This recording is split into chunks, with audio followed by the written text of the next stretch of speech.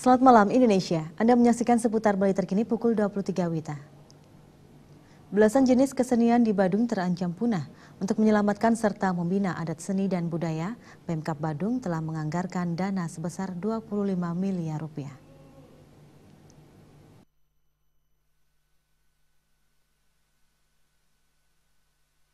Dinas Kebudayaan Kabupaten Badung mencatat sekitar 15 jenis kesenian utamanya tari wali di Badung terancam punah.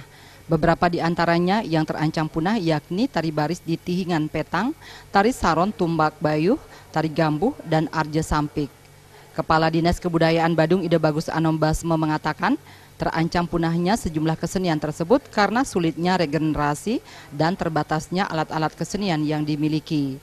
Dinas Kebudayaan Badung terus berupaya untuk menyelamatkan kesenian yang terancam punah tersebut dengan menghidupkan kembali seke-sekenya dan memberikan bantuan hibah pakaian untuk pentas dan bantuan perlengkapan alat-alat gamelan. Hampir punah kurang lebih lah sekitar 15 seni.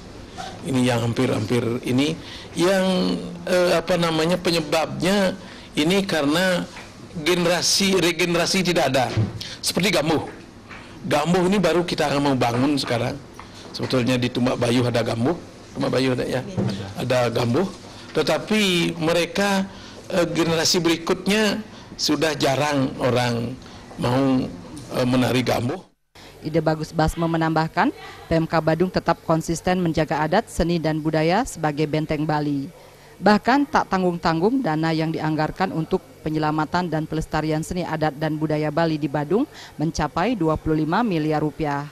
Anggaran tersebut juga dimanfaatkan untuk menggelar pementasan dan bantuan untuk mengikuti perlombaan. Susila dan Angga, Bali TV.